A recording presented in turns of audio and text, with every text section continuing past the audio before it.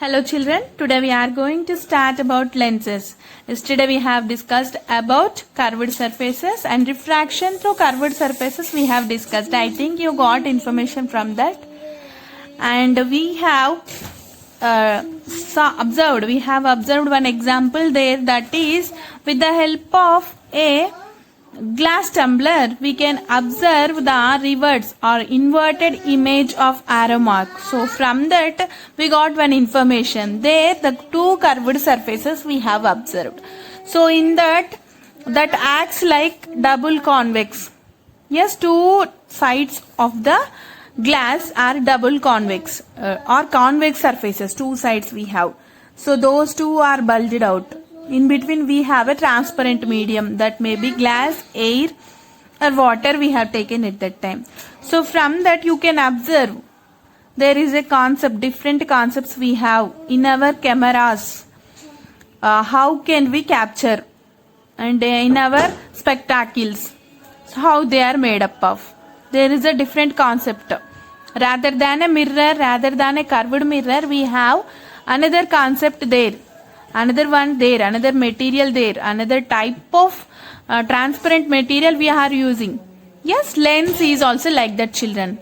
It is different from mirror. Lens is made up of two curved surfaces, or maybe a plano, one plane and one curved surface, like that. So here the lens definition is, lens is the combination of two mirrors in between a transparent material. Let us observe, children. This is bioconvex lens. So two sides we have bulging out surface, and this is bioconcave lens. One side concave mirror bulged inwards, and another side also concave mirror bulged inwards. So this one is bioconcave lens, and this one is plano convex. One side plain mirror, and this is transparent material in between, and another side we have convex mirror. So that's why this is plano convex lens. And next one is plano concave lens. Here one side plain mirror, and another side of the transparent material we have bulged inwards mirror. So that's why this is plano concave. And here one side concave bulged in, and another side bulged out. So this is a lens type of concavo convex lens. Yes, this one is concavo convex lens. I think you got information, basic information about these lenses, children. So next we are going to see about the further on this. And one more point I want to clear you, children. Thickness of the lens is negligible, because thin lenses only we are considering always. For example, in our spectacles, is that very much thick or thin? Yes, we can observe very thin only we have. So there is no need to bother about, no need to think about the thickness of the lens. So two sides, how they are made up of. Plano concave, plano convex, or concavo convex, double convex, double concave, that only we need to observe. We can neglect, and that the thickness of the lens, that is the thickness of the lens is negligible there. There is no need to bother about the thickness of the lens. Here, for understanding the concept, first we need to know in the case of curved surfaces we have observed in the first lesson, reflection lesson, we have observed about pole point, principal axis, center of curvature. All we have an idea. And coming to the lenses, here also we have those. And here we have two sides, plane. For example, if we consider a double convex lens, here two sides of the lens are convex surfaces. Here we have two center of curvatures, and each curved surface is made from a sphere, that we have idea on that previously only. So two sides of the curved surfaces we have, means for two curved surfaces, two radiuses we have for two spheres. So like that, two center of curvatures and two radiuses we have. And here we need to know the midpoint of the lens. How can we find the midpoint of the lens? Here we have pole point of this side surface and pole point of this side surface. The midpoint of these two is here Optical center, children. Here the lens midpoint is called as optical center. Yes, and two radius of curvature C1 and C2. I think you got idea on this. No need to worry about this. This is known as the midpoint of the lens, thin lens. Midpoint of the thin lens is optical center. This we can got from the point P, P1 and P2. In between a midpoint. That midpoint is called here optical center. And two center of curvatures. C1 is the center of curvature for this side curved surface, and C2 is the center of curvature for another. And C2 is for this, and C1 is for this convex surface, and this C2 is for this. And here one more point I want to clear you, children. Here we know this is biconvex, two bulged out surfaces.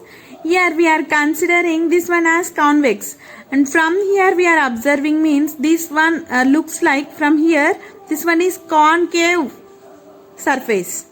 The rays are, for example, the rays are interacting. The rays are incidents from this side. So again this is the transparent medium. Then the rays are incident on concave part of the another side, another surface. So that's why here we got center of curvature for these, and this is the convex, and according to that rays this is the concave. From outside we are observing two are convex only. So no need to worry, that's why we are getting two sides, the center of curvatures. The distance between center of curvature and curved surface is called radius of curvature. In the case of reflection also we have observed that one, children, and we learnt about that the distance between center of curvature and curved surface, like this here, center of curvature to curved surface, or else this one is also same, R1. So because this is the spherical space, this is the center of the sphere, so that's why everywhere the radius is same from this center. So the radius of curvature is from center of curvature to the point of surface, point on the surface. So like that here also R2, from center of curvature to the curved space. So that distance is called radius of curvature. We have idea on that previously only, no need to worry about that. And coming to the optical center, here we are using. In the case of a single mirror, in the case of curved surfaces, only we have considered a pole point. Here we are getting a midpoint of the thin lens called optic center. This is the new word, new terminology we got in this lenses, optic center. So the line joining the points C1 and C2 is called principal axis. So from that also we got this information clarity. Now again I am informing you, the line joining the points C1 and C2 is called principal axis. Here the line joining C1 and C2 is called principal axis. And coming to the optic center, the midpoint of the lens, here we know pole point is the midpoint of the mirror. This side mirror midpoint we know, this side mirror midpoint we know. So from this we can get the distance between these two. So from that we can find out the midpoint, center point from P1 and P2. That center point of the lens is the midpoint of the lens. So like that we can get optic center. So midpoint of the lens is, thin lens is called optic center. And one more word we got, one more sentence we got here. In yesterday's example we have an idea here. Yes, here only, children, refracted ray is parallel to the optical axis. This new word we got there, optical axis. So what is optical axis? That also I want to inform you. I want to give information about that to you. So optical axis means here it is an imaginary line, children, that defines the path along which the light propagates through the system up to first approximation.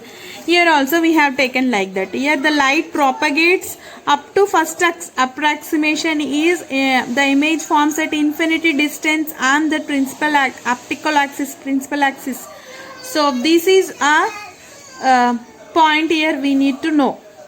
So optical axis is an imaginary line which along the light propagates through the system up to first approximation. We got approximation.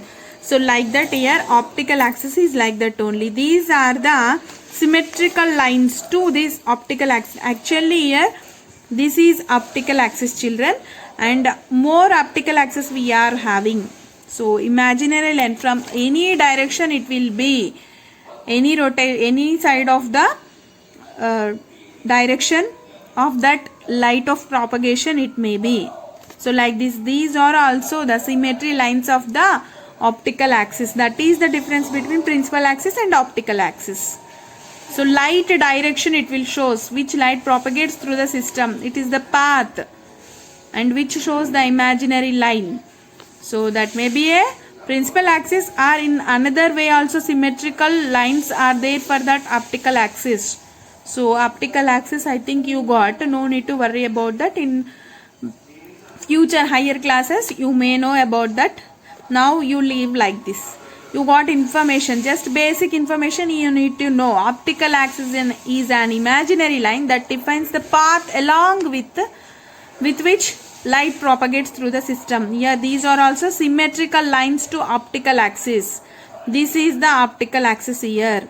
So all are converging like this at that point and on the principal axis. These all lines are symmetrical to the optical axis. So it's an imaginary line. I think you got this, children. Next we are going to see about further. Next see, children, focal length of lens. The point we know from reflection, we know the point of convergence of the all reflected rays is called focal point. We got that. Focus or focal point. We got that idea on reflection. And coming to the lenses, here the point of convergence, the point from which rays seem to be convergent at a point on the principal axis is called here focus.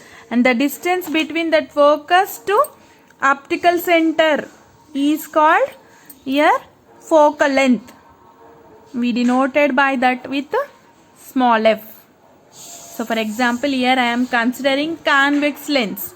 So two sides bulged out surfaces here I am taking, and the rays which are parallel to the principal axis are refracting like this, and they are convergent at a point on the principal axis. That point is called as focus from the definition.